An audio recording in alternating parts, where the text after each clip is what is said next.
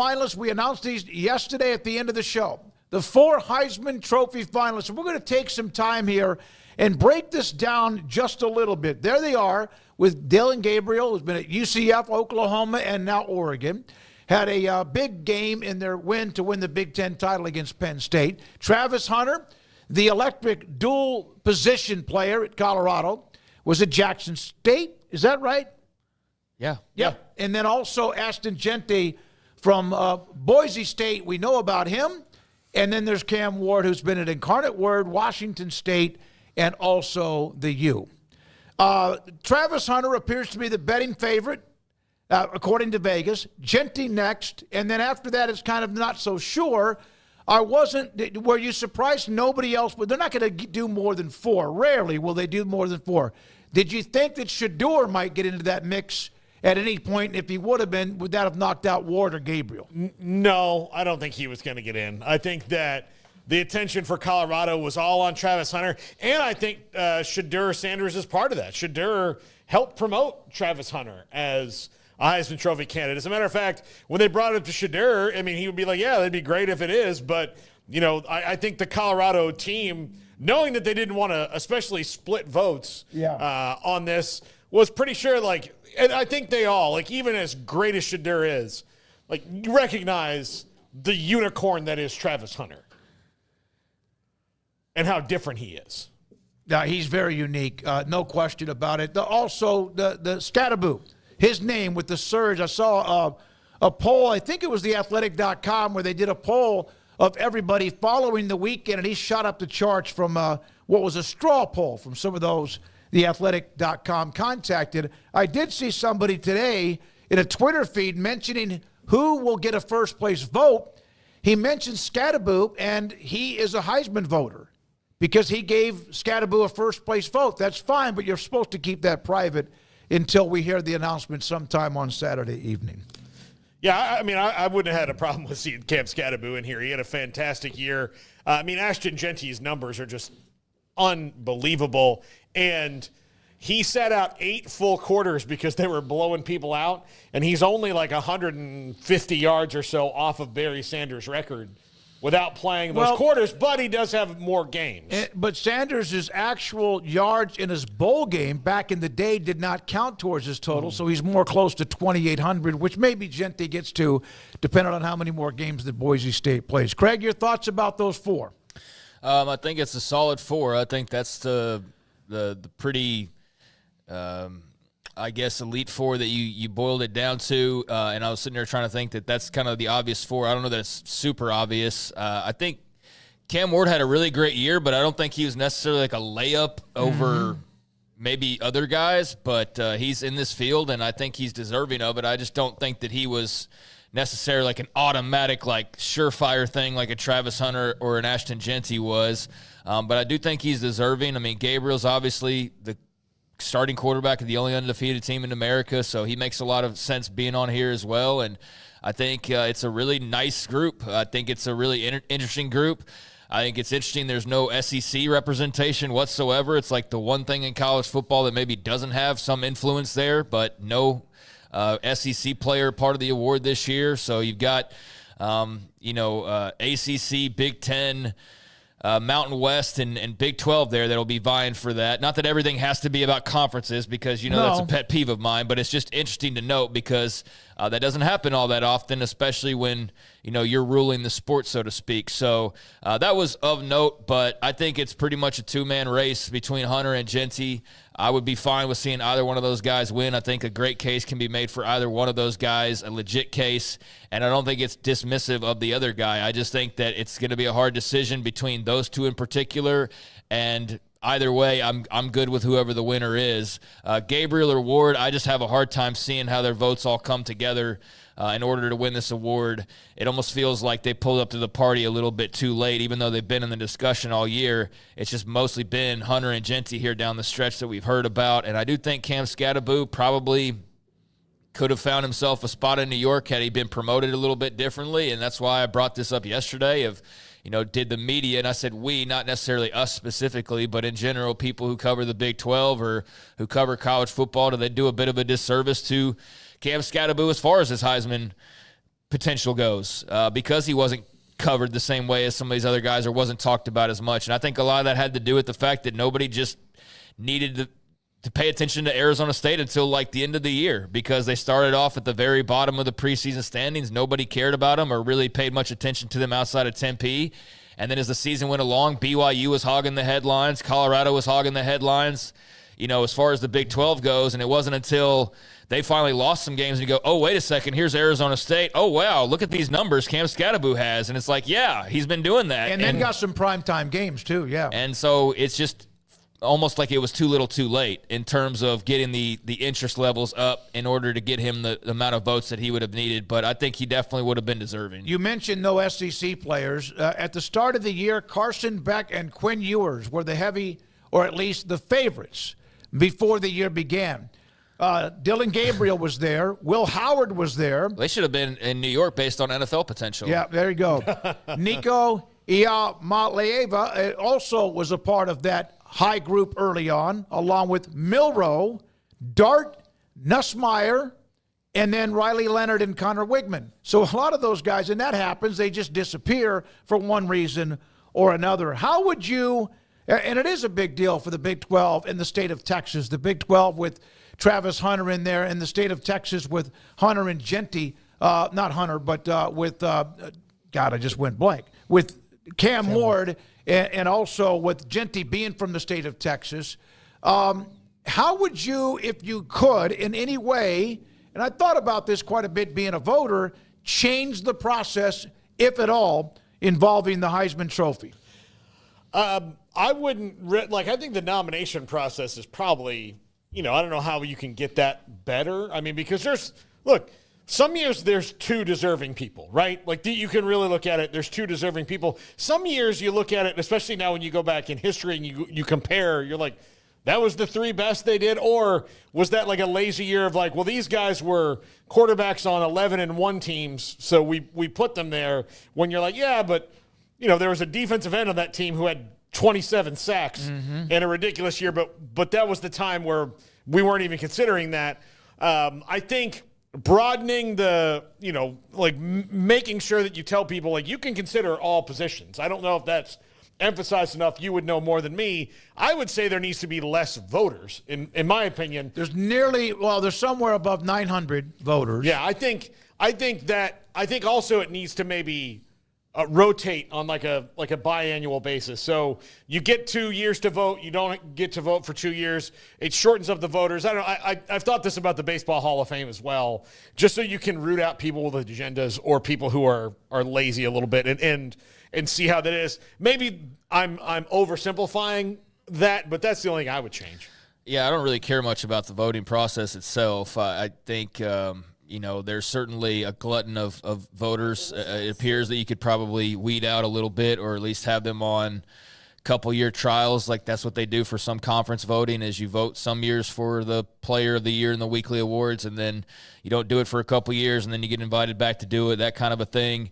But I don't know. I don't think there's like a voting issue. I think what I was referring to in any notes about changes would you change the players in New York, not the actual process itself. But the one thing about the process, if there ever was change, and things do change, but not always, is do you wait until after the bowl games? Well, now you're talking mid-January, because there's a game that played in mid-January for the national title, so I don't think you'll ever see that happen. And that means some players might get an extra 3 or 4 or 5 games rather than whoever finishes their year up to the conference championship. Yeah, so I don't really have any thoughts on the process itself. Yeah. I think more of like what I was talking about with like what would you change would be like the players invited, like of the group that's actually going. Would you have somebody else you had invited, or do you think one of those guys was undeserving along those lines? That was more where my head was at as far as changes go.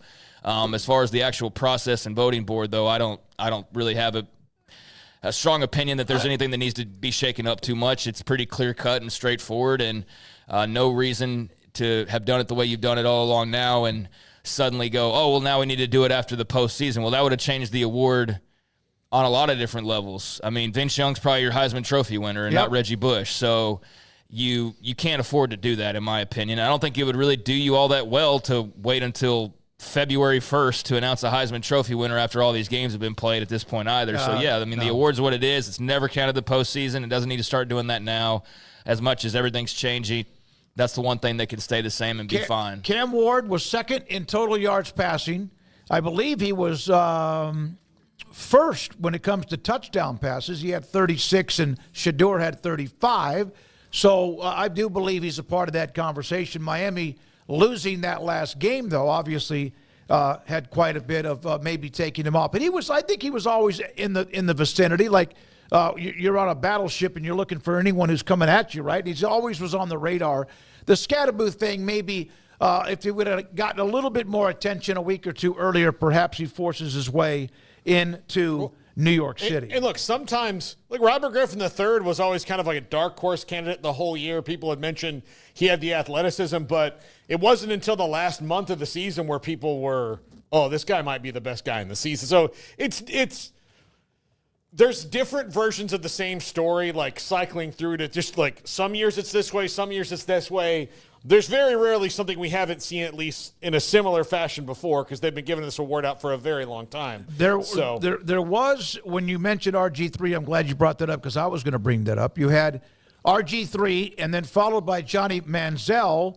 Those two kind of came out of nowhere. Manziel obviously was completely unknown other than the fact if you were around the state of Texas, and he blossomed in 2012. RG3 was known, but no one ever thought about him as winning the Heisman Trophy until the year that he had, despite a couple of bad losses at Texas A&M and Oklahoma State midway through the year. I don't know of anybody else that came out of nowhere to win it. Burrow, maybe, because of the fact he had transferred from Ohio State. There's a couple of others, but it seemed like everybody else was always not front and center, but in that conversation. I think there's like maybe a newer kind of category of guys who have either redshirt freshmen or like Joe Burrow, who's a transfer. You know, like Jameis Winston, Joe Burrow, they're kind of the same. Like kind of the same where, all right, this is the guy up on a team that is just loaded. They're also really, really good and put up crazy, crazy numbers. And when it came down to voting for those two guys, I mean, if you wrote in anybody else in certain years other than first than them, you'd be like, you must just not you must not like that Joe Burrow has drip. Like you must, oh, he wears weird clothes. Nope. Number 3. I'm voting for this guy. That's the only way because they're overwhelming. One note about 2005, if they would have gone an extra week with Vince Young in that Rose Bowl, the phenomenal performance, the incredible game, Reggie Bush that year had nearly 1,000 more votes totals than Vince Young and had nearly 800 first-place votes to Young's 79, I think it was. And that game would have flipped a lot of votes, but you wonder, would it have flipped enough? It should have, perhaps, but you wonder about that, too. All right, Big 12 coaching. We've mentioned yesterday, we'll get into a little bit more, Scott Frost at UCF. We'll have somebody that covers UCF with us tomorrow. Then there's, of course, West Virginia's wide open, and we got a little bit of that feedback yesterday from Ari Temkin and also our own discussions. Belichick in North Carolina, but that's down the road. In the Big 12, is everything but West Virginia done? Yeah. Now they're just waiting on who that's going to be, if it's going to be Rich Rodriguez, which it's rumored to be that he's going to get one. I couldn't say we know Ren Baker well. I mean, he's on our show a lot. We talked to him. Just from what I know about Rich Rodriguez and what I know about Ren Baker, I don't know if that's a personality fit between the two of them. And I know there's a lot of people that are like, hey, it was great when he was here. But that was, I mean, he's been to Michigan, Arizona, and Jacksonville State since then. This isn't Scott Frost. And even then, that was longer ago than I think people care to realize. Like, Scott Frost had one college job between UCF and UCF. It was Nebraska. That was it. Well, he was at Oregon. You're talking about as an assistant coach? No, like... Oh, okay. No, okay, so, yeah. Scott Frost came from Oregon, went to UCF, went to Nebraska, and then, he was in the NFL. He was in the NFL for, a cup of coffee, and now he's back at UCF. After a 2 or 3 year where you couldn't find him. Rich Rodriguez went and failed miserably at Michigan. Then he went and failed miserably at Arizona. And then he's come to Jacksonville State and done a great job. But that was a long time ago that Rich Rodriguez was there. And a lot has changed in college football. Not to say that you shouldn't give him another chance, but I think that you can do better than Rich Rodriguez. If you're Pete Thamel reporting that Phil Snow was going to join Matt Rule's staff at Nebraska. Yeah, he's the associate head coach. John Butler, the new defensive coordinator, the defensive backs coach they brought in. And they also brought in a defensive line coach from the Chiefs. You'll have to call Phil before he gets under too much of a contract to get him on the show one more time before he's bunkered in with media relations. Craig? Yeah, good for Phil Snow. That's good for him. Short retirement that he had there. But, yeah, I mean, all the jobs in the Big 12 are clearly filled. We had the whole back and forth with Mike Gundy and Kyle Whittingham that didn't last very long, but in Gundy's case was pretty tenuous for a little while. And then you obviously had a couple of the changes, and UCF moved quickly to fill their position with Scott Frost, and that'll be very interesting to see how that continues on, his big triumphant return. But that leaves West Virginia to go and make their hire, and I know as the days roll off the calendar, that's getting to be a little bit more stressful. And as the days roll off the calendar, and one of the things that we forgot to mention here is that Andy Kotelnicki was one of the big-time candidates, and he is not a part of the search any longer as he put this message out. Thank you, Garrett, that he is going to be sticking with Penn State. So that was a big-time guy, former Kansas OC that you saw a lot of West Virginia scuttlebutt about, and a lot of fans that were warm to the idea of, a coach like him, a young guy, a great offense, rolling into town and giving them a breath of fresh air. But he took himself out of consideration, or whatever occurred for him to put out that statement. And so that kind of killed some of the other talk that I saw, and really has left nothing but Rich Rodriguez talk that I've seen for the most part. And that's been the case for like a good 24 hours now, especially since Kotelnicki's taken his name out. And I know there's other names that are being bandied about, but really it all still circles back to Rich Rodriguez. And I've seen a good number of West Virginia supporters who are ecstatic about wanting to relive the good old days, even though the good old days were a really long time ago, and I don't think people realize how old they've gotten in that time. They weren't in the same conference that they are now. No. I mean, this isn't like Scott Frost, like a few years went by, and this is like 2 decades went by for Rich Rodriguez. So it's like really different. Like you were in college, you're now planning for retirement.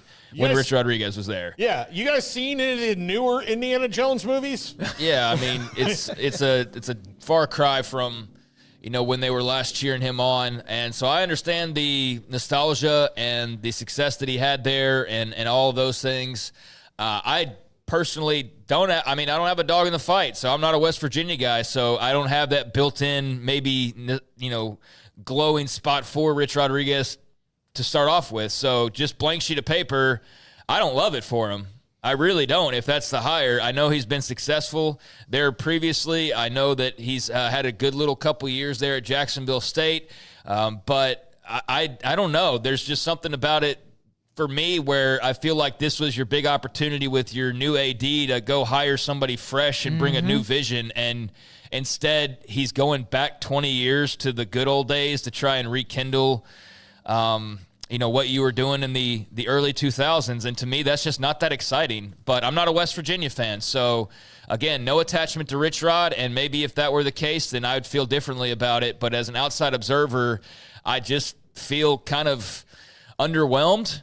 And I was hopeful that, they would get an Andy Kotelnicki or somebody along those lines. But I also don't know what Rim Baker's dealing with as far as candidates. I don't know who actually has shown interest and who's completely off limits that had no interest whatsoever. So without all of that knowledge, it's hard to be too critical of the potential Rich Rodriguez decision because he may, in fact, be the best guy for the job in the year 2024.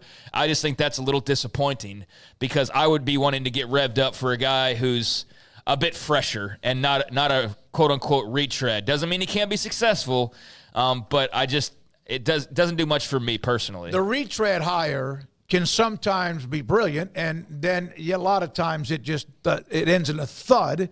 And coach, like, for example, fans, they want something that kind of gives them a reason to get back engaged if they're not. And we know West Virginia struggled with that throughout the year with the disconnect with Neil Brown. So Kotelnicki would have been great. But, yeah, I saw where he put that out, and you just showed it up there. Craig, you shared that with us last night.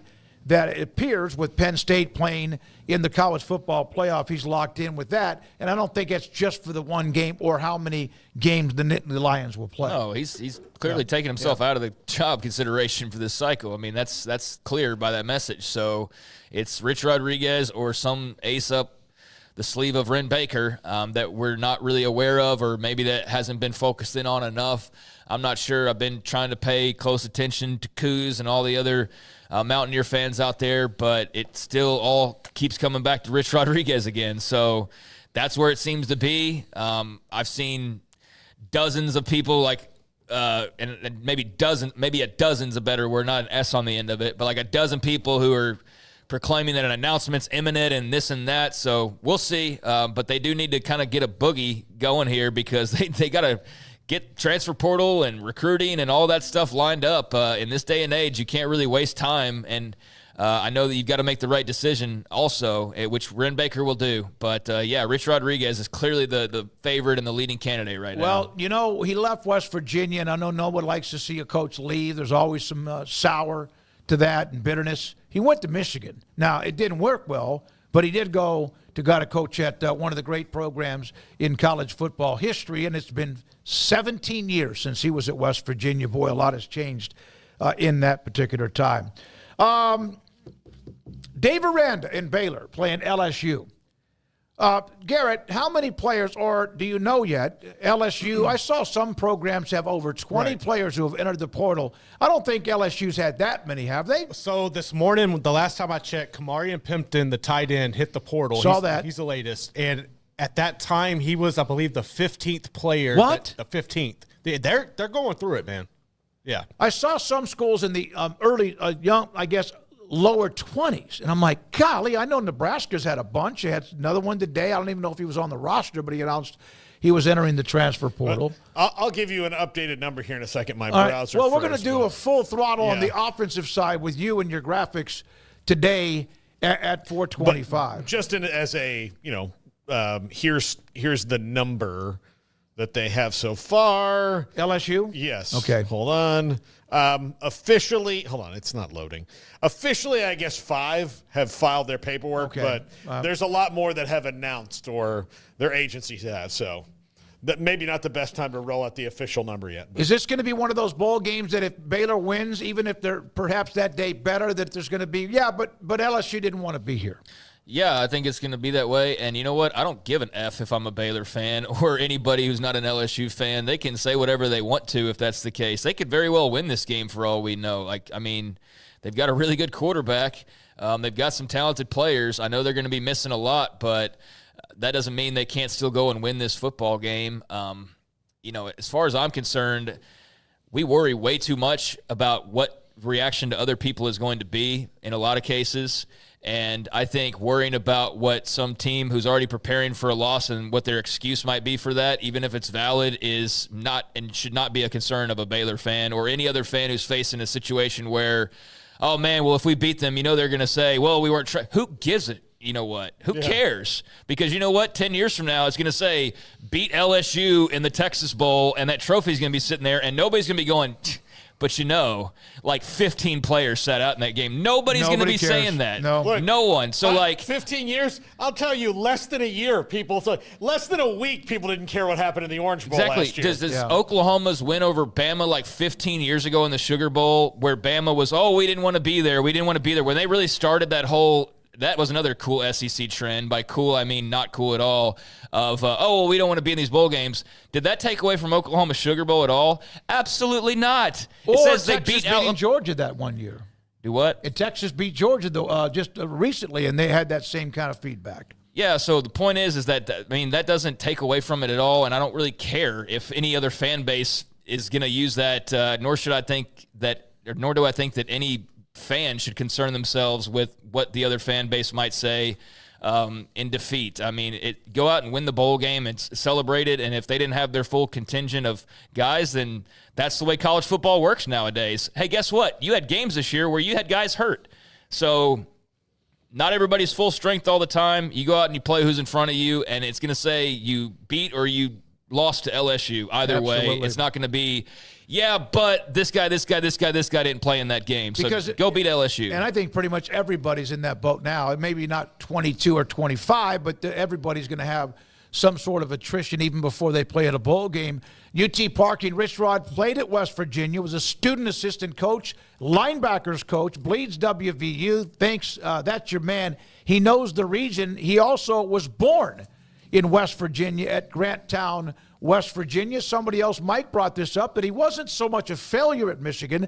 It's that the alumni base was pissed off that he was the guy that took over for Lloyd Carr, and they wanted somebody else, so that's always not a really good way to start any kind of a tenure. How many times did he beat Ohio State, and how many times did he win the Big Ten? I don't remember that. He was there only 3 years. Yeah, I would say not enough to convince them that didn't happen. Yeah. And anything short of that at Michigan is considered by them a failure. So ask any of the coaches subsequently, Brady Hoke and whoever, were Michigan men and all that. Like, there is a measuring stick at that university. So, yes, he failed at Michigan because he knew those goals going in and failed to achieve them. He lost his first game. He went 3-9 in 2008. And they had some rocky moments when he was there in Ann Arbor. I think we can all agree it was a failure from a standpoint of nobody came out of it more successful on the other side of it. It didn't work out, whatever you want to classify it as. It wasn't a tenure worth remembering, and what it is remembered for is it not being worth remembering or not being a good stint. So that did not play out the way that he or Michigan had hoped for. And it's one of those jobs, actually, that you look back and like, what are some of the worst coaching hires? And like that one, I feel like gets brought up still from time to time when you have those conversations. But regardless, that's in the past, and he does have a lot of boxes that you would check if you're a West Virginia fan. I can totally understand why some would be excited by the possibility of it. I also know that Andy Kotelnicki was right there, and it seemed like he was going to be the guy. I think for some people it felt really, really close, and I've seen conversations about, did he want to coach through the bowl game and then get hired afterwards, and that was problematic, or it was a salary thing, or whatever you want to boil it down to. He's not a part of it now, so that does leave Rich Rod, who does check a lot of boxes, and whatever's going to get the fan base excited. I do know I've seen just as many West Virginia fans who are like, you guys who are excited about this idea are complete morons. Like, so I've seen it from both sides. And I know Rim Baker's got a really tough choice to make, and we'll see if he, again, doesn't have some other option that we're just not thinking about. But it does feel like all the arrows are pointing at Rodriguez at this point. So if you're somebody who feels like he's a West Virginia man through and through, and that's exactly what you need, then percentages seem to indicate you should be really happy here in the next couple of days, but we'll see. It's a coaching search, so you never know. Dave Aranda and Baylor 2 years ago had a terrible ending to the year and got smoked by Air Force up in Fort Worth on a miserable day, and that had nothing to do with the weather. It did add to the fact they were beaten and really never involved in that game. Air Force thumped them. And then last year, 3-9, 2-4 to start the year.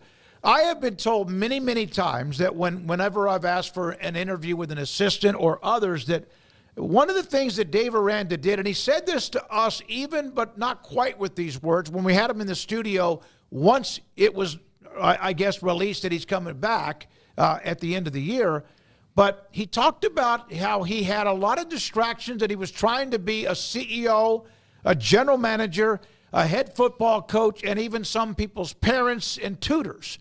And that he finally came to the conclusion, and we spoke to Mac Rhodes about this, that he wanted to get to 100% being a football coach. And that's what he wants his assistants to be a part of, too. He was on a conference call earlier today promoting the upcoming game in Houston on New Year's Eve against LSU. And I have not been able to talk to him other than if you're at the Monday press or whatever.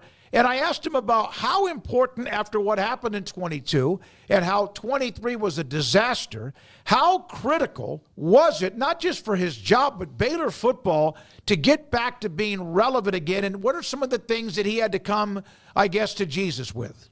Besides the obvious, how important was it to stop the bleeding from the last end of 22 and how 23 finished, and getting Baylor football back in a position of being more than just competitive?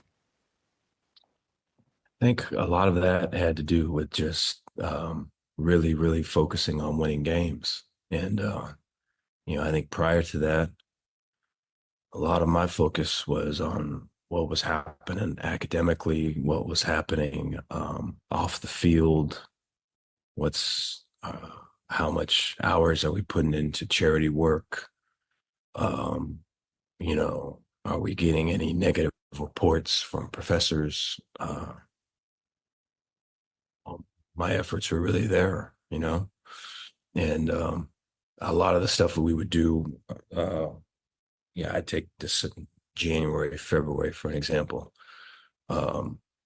We would have, team meetings that all kind of tied into that weren't football, and the difference with this year, starting around more than a year ago now, was that everything was football. And so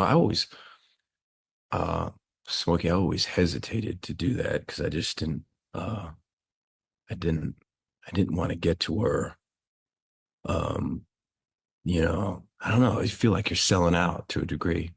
And, hey, that's just football wins at all costs and all that. But we did football from the very beginning, and in January, February, and that's all we did. And I think I changed as a result of that. I know that our recruiting efforts reflected that, and you see the results, and so I think it's hard because you want to be able to measure the tenure here of the ups and downs, but really it's like a brand new tenure, this past year, with just the focus and the efforts just on winning. So I think to win, it all has to be about winning, and I think that's the big difference. Well, there's an obvious difference, a 6-game winning streak, and those are some things that I think at times he brought up last year, but the way he said it was, I'm here to coach football. And he has to have other people around him on his staff to go worry about all the other stuff. And if it's important enough for him to know about it, because he needs to know everything, then that's fine. Others can help do that. But he has, that's what I've been told from inside the staff and also within that building, that he is 100%. Doesn't mean he still doesn't keep up with the people, but it is football 101 from the time he gets there to the time he walks away. And he had to admit that himself. That was getting in the way, all the other stuff. And he knew he didn't have much time to change it. Well, look, you have to run your program in the way that's the best for you to be successful. And there's no, how many people have tried to do it like Nick Saban but can't? Or, Kirby Smart does it different than Nick Saban, and he learned everything he could. Jimbo Fisher tried to run it his way until it worked until it didn't, and didn't adapt. Dave Aranda has adapted. That, you can tell that this year that he's adapted. He's found what works for him. Now, is everybody around it going to be all in on that? Because, you may have less media access, or this may not be this way. Look, if the team's winning games, then that's what works for that program and that coach. You can't just say this is how it has to be. You have to find ways that you can get everything done and build a staff that can help you get everything done in modern college athletics, and not be beholden to some sort of college football head coaching manual that has 3 approaches to it. Like, this is the Saban approach. This is the Bear Bryant approach. This is the Eddie Robinson one. Pick one, and that's what works, and then go with that. It's just not that way. So there's Dave Aranda on the importance of getting, because if they go, well, we don't know what Mack Rhodes would have done, but if they go another year without a bowl appearance, we know what would happen there. Even 6-6, you never know what it was like. So football 101, football all the time, 24/7, and I think you've seen the changes in that, and maybe just enough and just in time. It still took a little while for that to click in before the 6-game winning streak. Baylor and LSU, this is kind of a fresh game. They have met 12 times. 12 times. LSU's won 3 of the last 4. They opened the series with 5 consecutive wins. It dates back to 1907. I did not know it was that deep of a series. They haven't played a lot, but this will be a new game. It's not like a retread type of a game that you sometimes do get when it comes to bowl games.